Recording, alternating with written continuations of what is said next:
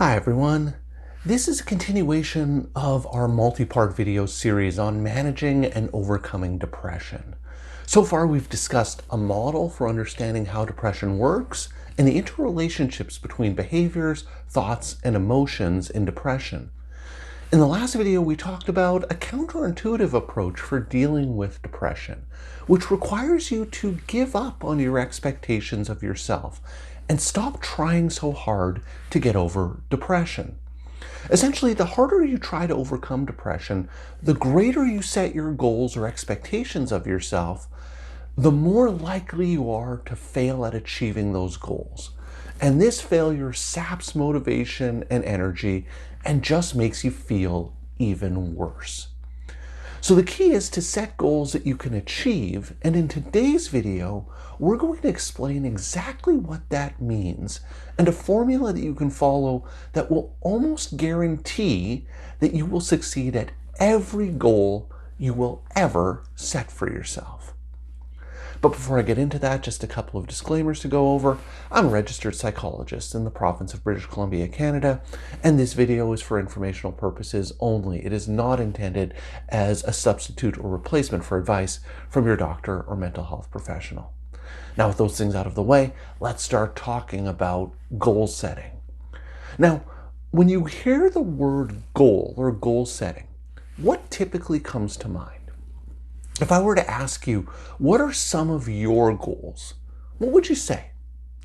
Well, for the most part, when I ask my clients about some of their goals, they talk about big picture stuff. Things like being successful in their career, finding a partner and getting married, saving enough money for retirement, becoming more healthy, having more friends, etc., etc. Now, while all those things are really good, think about what happens if these are your goals and expectations when you're feeling depressed. If I'm feeling really depressed, how do you think that's going to influence or affect my view about my ability to be successful in my job, my ability to save enough money for retirement, my ability to form new friendships and relationships? Well, when a person's feeling depressed, it's hard enough just to get out of bed or to wash 2 or 3 dishes in the sink, let alone thinking about finding a partner and getting married. So when I'm talking about goals, I'm not talking about these bigger aspirational types of goals. What I'm talking about is what you can do in the here and now to make behavior changes that may help you feel better, or at least goals that you can succeed at and that you can accomplish to interrupt the negative spiral of failure that drives depression. If you remember, when we talked about our model of depression and the 3 sides of the triangle, we talked about how behavior change tends to be the easiest side of the triangle that we can affect some change over. At least it's a much easier starting point to change our behavior than it is to change our thinking, and certainly much easier than trying to directly change how we feel. So that's the first step, to reconceptualize and to rethink what it means to set goals and what exactly constitutes a goal. Those things that I talked about earlier, getting married, developing friendships, saving enough money for retirement, getting into great shape, those are all outcomes that we want to achieve. They are not necessarily goals. So when I talk about goals, I'm talking about something very specific. And this is a very specific tool for behavior change to overcome depression. And so when we're talking about goals, goals have to meet 4 very important criteria. And if you can begin to start thinking about goals in this way, you can almost guarantee 100% that you're going to succeed at every single goal you will ever set.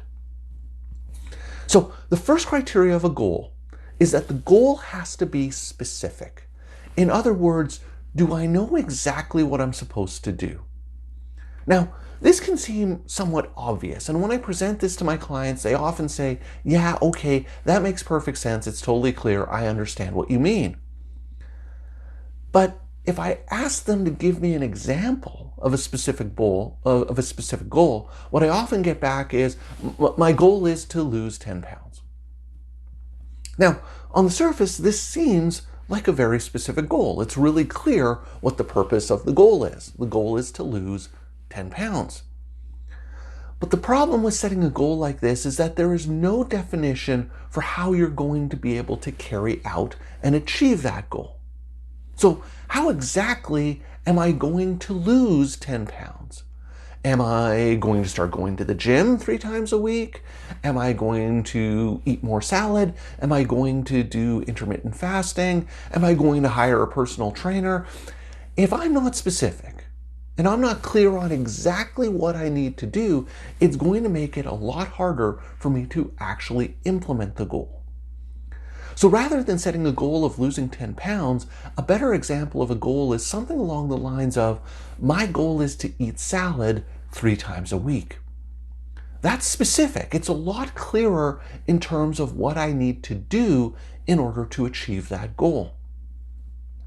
So that's the first criteria of a goal. It has to be specific, and I have to know exactly what it is that I need to do in order to achieve that goal.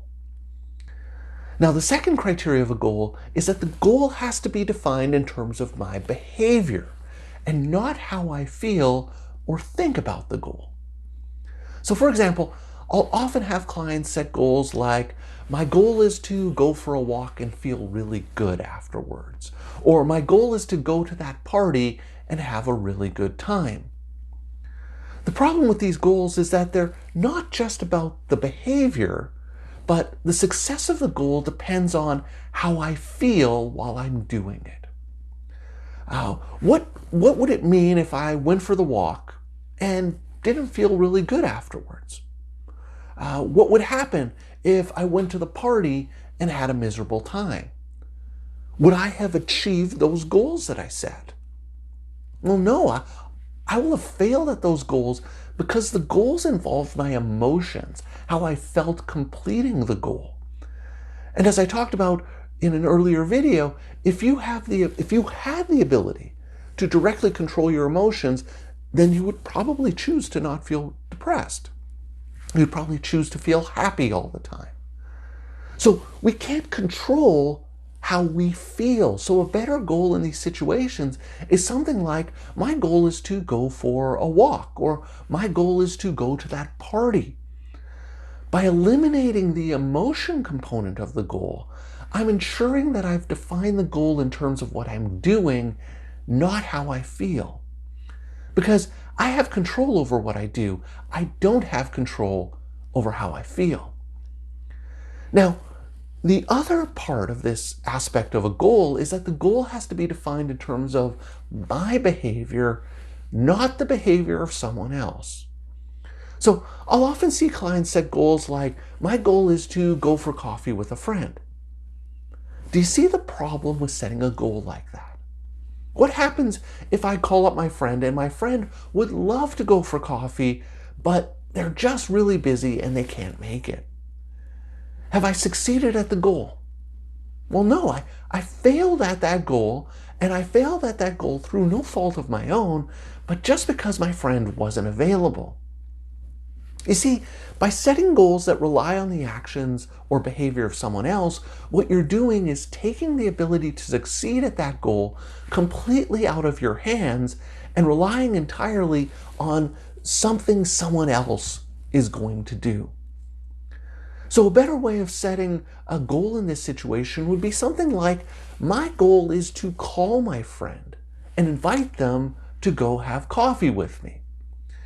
In that case, completion of the goal is entirely within my control. If I pick up the phone, I call my friend and invite them for coffee. Regardless of whether or not we go out to coffee, I've succeeded at the goal.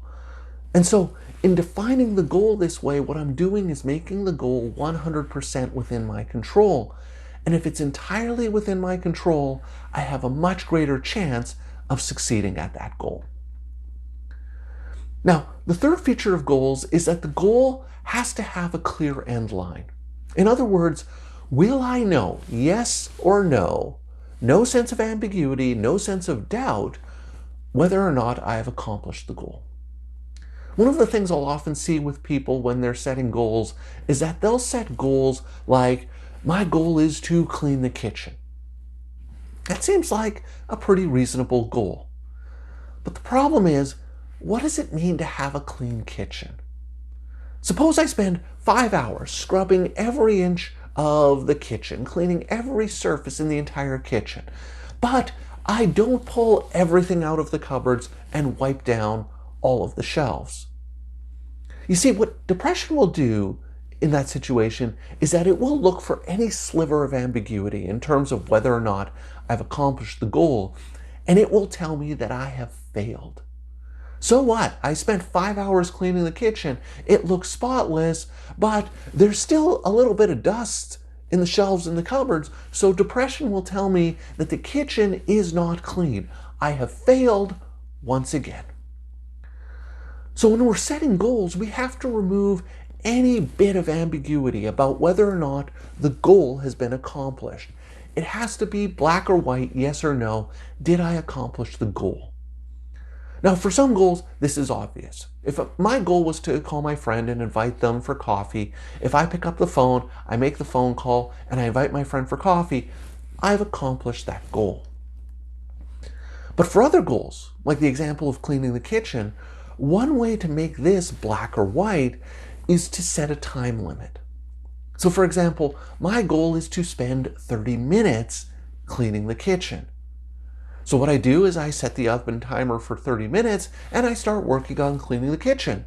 When the oven timer goes off, I've completed the goal, regardless of what my kitchen looks like, and regardless of how clean it appears. The goal wasn't to make it into some sort of subjective standard of clean. The goal was only to work on cleaning the kitchen for 30 minutes. So those are 3 features of goals. The goal has to be specific. Do I know exactly what it is that I need to do? The goal has to be defined in terms of my behavior, not how I feel, and not the behavior of someone else. And the goal has to have a clear end line so that I know whether or not I've actually accomplished and succeeded at the goal. Now, the fourth and final feature of goals is something I like to refer to as the 95% rule. Am I 95% certain that I can accomplish this goal? You see, I can set a goal like this. My goal is to go to the gym and work out 7 days a week for 5 hours every day. The goal is specific. I know exactly what it is that I need to do. The goal is defined in terms of my behavior, and the goal has a clear end line. The problem with the goal is that it's completely unrealistic, and there's no way that I can accomplish that goal. Remember, the whole idea of setting goals is that we want to set goals that we're able to accomplish, goals that we're able to succeed at, to reverse the cycle of failure after failure after failure that happens in depression. So if you set a goal that's really big and really ambitious and you fail to achieve that goal, the whole process is counterproductive and actually makes you feel worse. So if you're not 95% certain that you can accomplish the goal, the idea is to make the goal smaller. For example, if my initial goal is to go for 3 30-minute walks this week, but because I haven't been going for walks regularly, I'm only 80% sure that I can do the 3 30-minute walks. So in this case, what I want to do is to scale down my goal. Rather than 30-minute walks 3 times a week, maybe I set the goal of 15-minute walks twice a week. And if I'm 95% certain that I can achieve that goal, then that's the goal I set. Now notice, this doesn't have to be a limit on what I'm allowed to do. So for example, I may set the goal of 2 10-minute walks, but end up doing 3 20-minute walks. That's fine. The goal was accomplished, and if I did more, that's great. If I didn't do more and just met the minimum of what I said I was going to do for the goal, that's still a success as well. And so what I'd strongly encourage you to do is to begin to start thinking about goals in this very structured and artificial way. By structuring your goals to meet these 4 criteria, this is a tool that you can use to ensure that you're changing your behavior towards depression in a way that you're achieving successes rather than failing. And as I talked about in a previous video, success builds motivation and energy, while failure saps motivation and energy.